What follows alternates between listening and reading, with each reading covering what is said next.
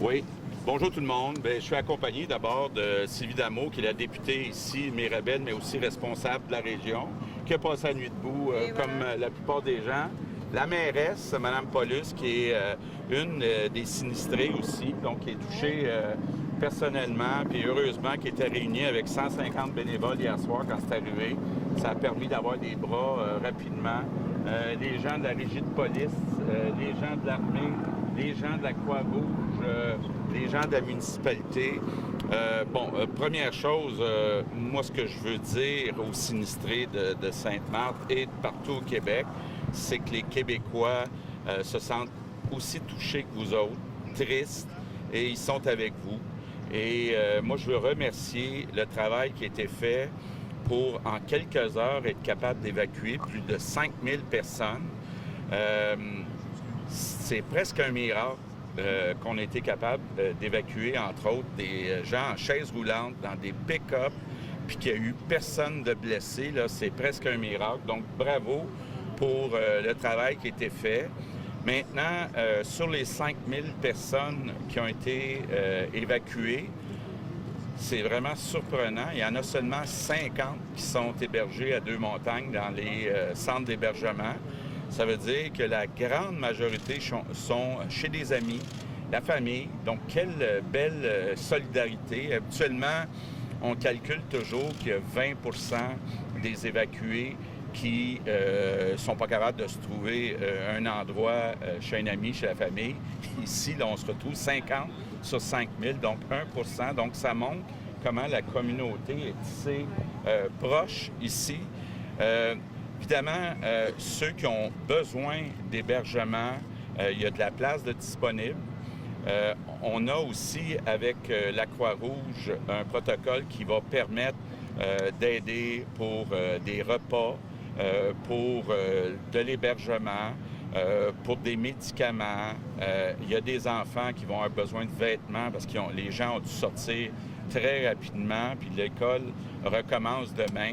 D'ailleurs, j'annonce que j'ai demandé à la ministre de la Sécurité publique de verser immédiatement 1 million de dollars du gouvernement du Québec à la Croix-Rouge pour être certain qu'on soit capable de répondre aux besoins les plus pressants dans les prochaines heures. Évidemment, l'importance, c'est la sécurité. Donc, je comprends qu'il y a des gens qui souhaitent retourner à leur maison, ne serait-ce que pour aller chercher des effets personnels. Malheureusement, c'est pas possible à très court terme. L'eau s'est pas stabilisée. On prévoit que l'eau va continuer de monter au lac des Deux-Montagnes. Il y a des travaux qui sont faits actuellement pour essayer de protéger certains secteurs qui sont touchés, pas tous les secteurs.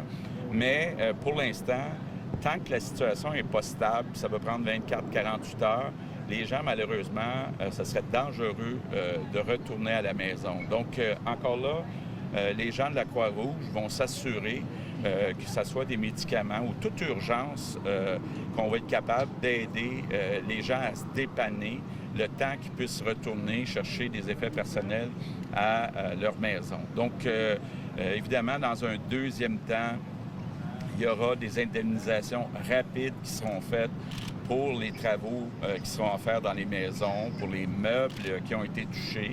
On comprend que les gens, là, même dans leur sous-sol, n'ont pas eu le temps de monter les meubles en haut, donc très conscient qu'il va y avoir des dommages. Puis encore une fois, tous les Québécois, tout le Québec là, sont avec les sinistrés.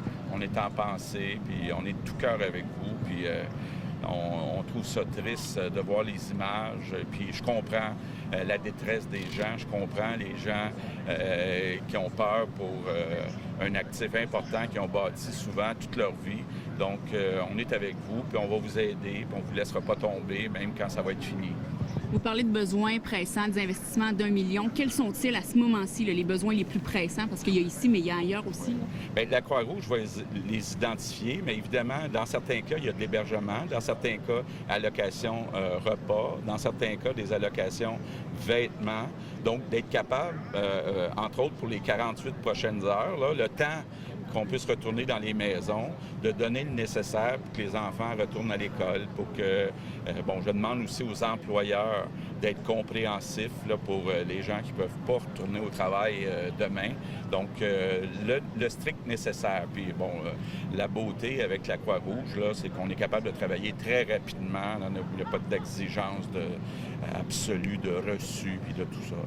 Est-ce que de la MRC de Vaudreuil-Soulanges, le préfet vous demande de signer une entente avec la Croix-Rouge justement pour avoir un hébergement pareil, comme un programme d'hébergement pareil comme celui de 2017 qui enlève du poids sur l'administration des municipalités? Qu'est-ce que vous lui répondez, qu'il vous reproche de faire la sourde oreille? Bien, écoutez, d'abord, il y a quelques dizaines de maisons touchées à Vaudreuil-Dorion. Il y en a beaucoup plus. La MRC de Vaudreuil-Soulanges. La MRC, donc ça inclut Rigaud. Est-ce que c'est ça? Oui, ça inclut Rigaud. Donc, j'ai parlé avec le maire de Rigaud hier. Je l'ai assuré qu'effectivement, on va rembourser l'hébergement pour une certaine période, au moins pour 2 semaines. Par la suite, on va être flexible, là. Mais je veux pas que personne se retrouve sans hébergement. Puis c'est le gouvernement du Québec qui va payer pour l'hébergement. Donc, on va régler ça cas par cas avec chaque municipalité, dépendamment du nombre qui est concerné. Mais il n'y a pas d'inquiétude à y avoir pour Rigaud puis pour la MRC. Mais pourquoi pas juste refaire une entente avec la Croix-Rouge là-dessus pour enlever du poids administratif sur les municipalités? Bien, écoutez, on a annoncé un nouveau programme où on donne beaucoup de marge de manœuvre à la ministre de la Sécurité publique. Puis moi, ce que je veux, là, c'est qu'on arrête d'attendre d'avoir des travaux, des reçus pour rembourser. Qu'on rembourse sur une base d'estimé, puis que l'hébergement qu'on a besoin à court terme, qu'on soit flexible. Donc, pour l'instant, là, on me dit qu'il n'y a pas de problème nulle part. Puis le mot d'ordre à la ministre de la Sécurité publique, c'est d'être très accommodant pour que les gens qui ont besoin d'être dépannés soient dépannés par le gouvernement du Québec. Vous pensez avoir tout vu en 2017. 2 ans plus tard, c'est pire, en tout cas ici. Là.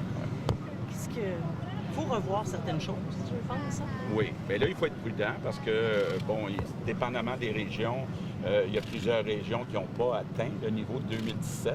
Ici, on a atteint plus, ou on prévoit atteindre plus que le niveau de 2017. Oui, ça va vouloir dire se poser des questions. Dans certains cas, les digues, comment on peut les sécuriser? Est-ce qu'il y a une partie, là, les parties plus basses, est-ce qu'il doit y avoir des déménagements? Je pense qu'il faudra faire un post-mortem. À court terme, ce qui est important, là, c'est de protéger la population, d'aider les gens à continuer une vie là, quasi normale dans les prochains jours.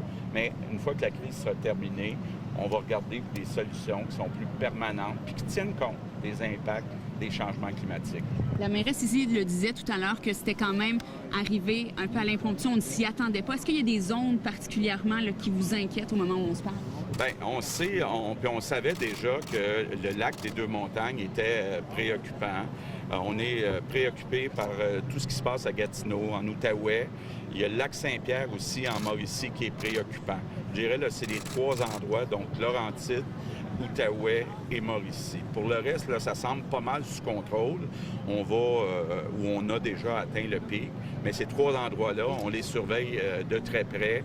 Il pourrait y avoir une détérioration dans les prochains 48 heures. Et quand on voit qu'il y a des problèmes qui peuvent arriver comme ici avec des digues, est-ce qu'il y a des mesures supplémentaires ailleurs qui vont être prises pour être sûr que s'il y a des structures là-bas, tout soit examiné? Oui, bien, on a eu la chance, là, entre autres avec l'armée, mais on a eu du personnel sur le terrain, je dirais 3-4 jours plus tôt qu'à l'habitude. Donc, ce qui était possible de faire, entre autres avec des sacs de sable, des digues courtes ou longues, ça a pas mal été fait. On continue de regarder ce qu'on est capable de faire, entre autres ici, puis on espère que d'ici 48 heures, on va avoir atteint le pic et puis on va pouvoir commencer à respirer.